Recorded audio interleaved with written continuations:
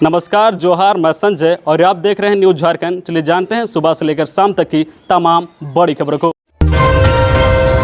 PM Modi की मां हीराबा नहीं रही, मोदी ने मां को मुखाग्नि दी। अंतिम सफर में पार्थिव देह के साथ शव वाहन में ही बैठे रहे प्रधानमंत्री नरेंद्र मोदी की मां हीराबा आज शुक्रवार सुबह 9:26 पर पंचतत्व में विलीन हो गई। नरेंद्र मोदी ने उन्हें मुखाग्नि दी। अंतिम सफर के दौरान वे मां की पार्थिव देह कंधे पर लेकर गांधीनगर स्थित घर से निकले। यात्रा के दौरान वे शव वाहन में भी पार्थिव देह के करीब बैठे रहे। हीराबा मोदी का आज शुक्रवार तड़के 3:30 पर यूएन मेहता अस्पताल में निधन हुआ। वे 100 साल की थी। मंगलवार देर रात सांस लेने में तकलीफ होने के बाद उन्हें अस्पताल में भर्ती कराया गया था। उन्हें कफ की शिकायत भी थी। मोदी ने खुद ही निधन की जानकारी ट्वीट के जरिए दी। इसके बाद सुबह 7:45 पर अहमदाबाद पहुंचे। यहां से वे सीधे गांधीनगर के रायसना गांव में भाई पंकज मोदी के घर गए। पार्थिव देह यहीं रखी गई थी। मोदी के पहुंचते ही अंतिम यात्रा शुरू हुई। सेक्टर 30 स्थित शमशान घाट में अंतिम संस्कार किया गया।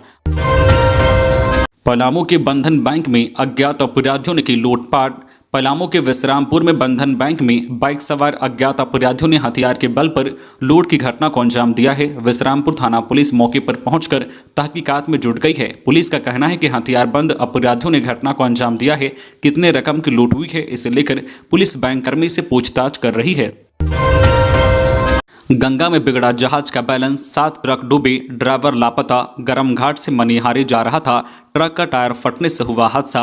झारखंड के साहिबगंज गंगा नदी में शुक्रवार सुबह एक जहाज पलटा है। इस जहाज पर 10 ट्रक लोड थे। जहाज साहिबगंज गरम घाट से मनिहारी जा रहा था। इनमें से 7 गंगा में डूब गए हैं। ड्राइवर मोहम्मद सरफुद्दीन लापता है, उसकी तलाश जारी है। मोहम्मद सरफुद्दीन की उम्र 34 साल है और वे धनबाद का रहने वाला है। बताया जा रहा है कि जहाज में लोड एक ट्रक का टायर फटने से बैलेंस बिगड़ा और एक कर 7 ट्रक नदी में डूब गए। ये जहाज दिलीप बिल्डकॉन कंपनी का है। साहिबगंज मनिहारी गंगा पुल निर्माण के दौरान बड़ा हादसा हुआ है। जहाज से गिट्टी ढोने के दौरान जहाज एक तरफा पलट गया। इस हादसे में एक व्यक्ति के लापता होने की खबर है। जहाज में 10 ट्रक लोड थे, जिसमें से 7 डूब गए। घटनास्थल साहिबगंज जिला मुख्यालय से करीब 13 किलोमीटर दूर है। बताया जाता है कि मालवाहक जहाज के जरिए ट्रक में निर्माणाधीन गंगा पुल का पिलर ढालने के लिए मटेरियल ले जाया जा रहा था। इन ट्रकों में स्टोन, चिप्स और सीमेंट लदा हुआ था। इस तरह का हादसा पहले भी हुआ है। गंगा नदी में मालवाहक जहाज के असंतुलित होने से 1 दर्जन से ज्यादा ट्रक गंगा नदी में समा गए थे। उस समय गंगा नदी के जरिए अवैध खनन से निकाले गए स्टोन, चिप्स और बोल्डर की तस्करी का मामला भी सामने आया था। इस मामले में अभी भी जांच चल रही है। झारखंड में कोरोना के नए वेरिएंट को लेकर प्रशासन सख्त। न्यू ईयर की मस्ती में बरते सावधानी।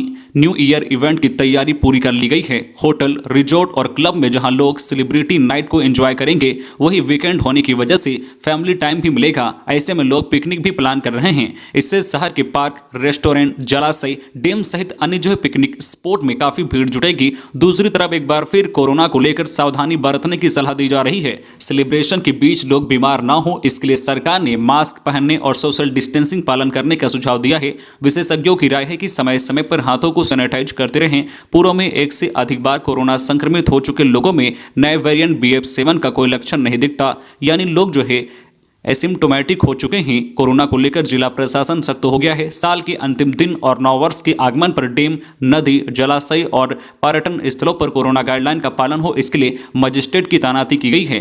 खबरों में आगे बढ़ने से पहले आपसे रिक्वेस्ट है कि अगर आप चैनल को सब्सक्राइब नहीं किए हैं तो प्लीज चैनल को सब्सक्राइब करके बेल आइकन प्रेस कर दे, जिससे आपको झारखंड की हर छोटी बड़ी खबर का अपडेट आप तक पहुंचता रहे। चलिए बढ़ते हैं खबरों की ओर।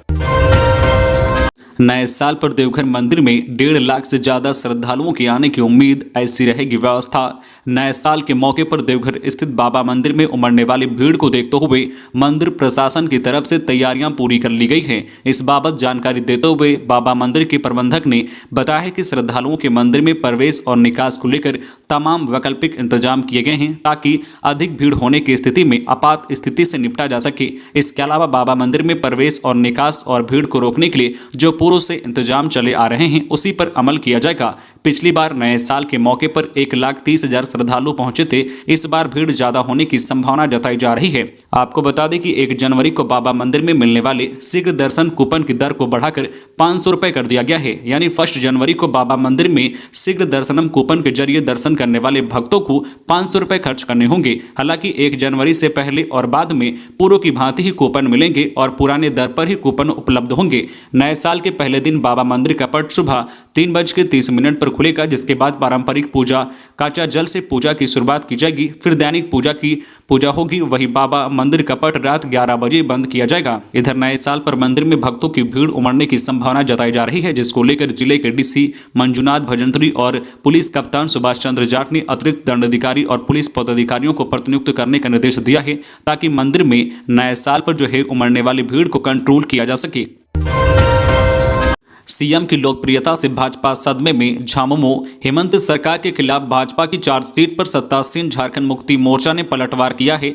झामुमो के केंद्रीय समिति सदस्य विनोद पांडे ने बयान जारी कर कहा है कि मुख्यमंत्री हेमंत सोरेन की लोकप्रियता से भाजपा नेता सदमे में चले गए हैं। उन्होंने कहा है कि भाजपा को हेमंत सरकार के कार्यकाल पर सवाल उठाने से पहले अपने 20 वर्षों के कालखंड का आकलन करना चाहिए। भाजपा के 20 साल के शासनकाल में झारखंड देश का सबसे पिछड़े राज्य में शामिल हो गया। 3 वर्षों में मुख्यमंत्री हेमंत सोरेन के नेतृत्व में हुए कामों की चर्चा देश विदेश में हो रही है। राज्य समन्वय समिति के सदस्य विनोद पांडे ने कहा है कि भाजपा पश्चाताप करने की बजाय चार्जशीट से जनता को भ्रमित करने का एक और षड्यंत्र रचने का प्रयास कर रही है। मौसम के उतार चढ़ाव से फसलें हो रही प्रभावित। राज्य में ठंड इस बार सामान्य है। कृषि के लिहाज से तापमान भी सामान्य है। हालांकि दिसंबर आते आते रात के तापमान में कमी आई है।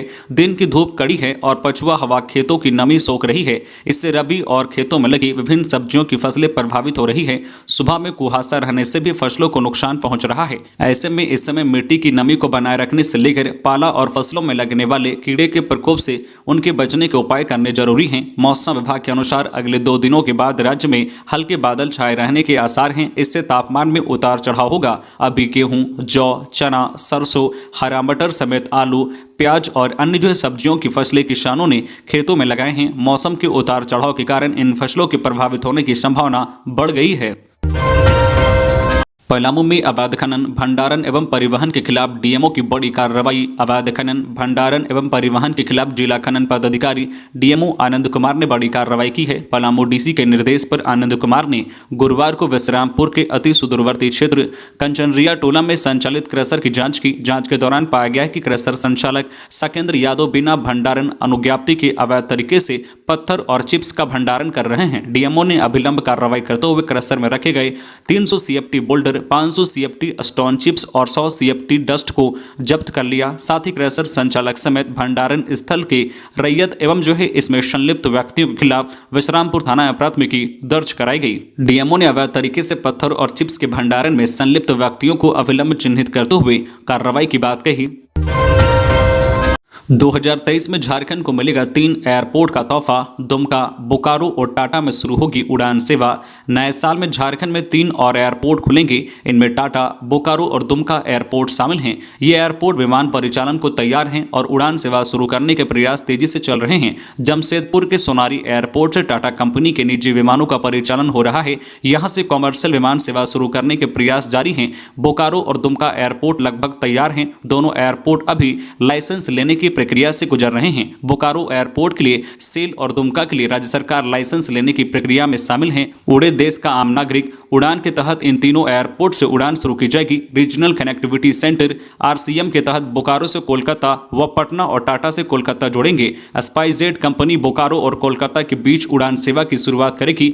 एलायंस एयर बोकारो से पटना के बीच उड़ान सेवा की शुरुआत करेगी। इंडिया वन नाम की एयरलाइंस कंपनी जमशेदपुर से कोलकाता के बीच विमान सेवा की शुरुआत करेगी। सीएम विशेष छात्रवृत्ति योजना की राशि अब तक नहीं बढ़ सकी।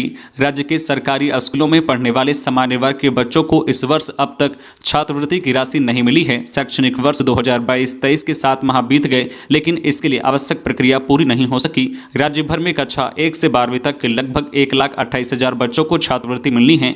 राज्य सरकार ने वर्ष 2020-21 में सरकारी विद्यालयों में पढ़ने वाले वैसे विद्यार्थी जिन्हें किसी दूसरी योजना या विभाग से छात्रवृत्ति नहीं मिलती है, उनके लिए मुख्यमंत्री विशेष छात्रवृत्ति योजना शुरू की थी। राज्य में एसटी, एससी और ओबीसी वर्ग के बच्चों को कल्याण विभाग द्वारा छात्रवृत्ति दी जाती है। ऐसे में सरकारी विद्यालयों में पढ़ने वाले सामान्य वर्ग के बच्चों को मुख्यमंत्री विशेष छात्रवृत्ति योजना के तहत छात्रवृत्ति दी जाती है। छात्रवृत्ति की राशि बच्चों को स्कूली शिक्षा व साक्षरता विभाग के द्वारा दी जाती है। पिछले 2 वर्ष छात्रवृत्ति की राशि विद्यार्थियों के बैंक खाते में ट्रांसफर की गई थी। इस वर्ष इसके लिए अलग से ऐप तैयार करने की बात कही गई। झारखंड शिक्षा परियोजना ने इस कारण राशि बच्चों को नहीं दी, जबकि परियोजना द्वारा इसके लिए प्रक्रिया भी शुरू की गई थी, लेकिन इसे रोक दिया गया। तो ये थी आज की झारखंड की टॉप बड़ी खबरें। इसी तरह झारखंड की हर छोटी बड़ी खबर देखने के लिए आप हमारे चैनल न्यूज झारखंड चैनल को सब्सक्राइब करके बेल आइकन प्रेस कर दीजिए, जिससे आपको झारखंड की हर छोटी बड़ी खबर का अपडेट आप तक पहुंचता रहे। तो आज के लिए बस इतना ही, हमें दीजिए इजाजत, फिर मिलते हैं नेक्स्ट न्यूज में।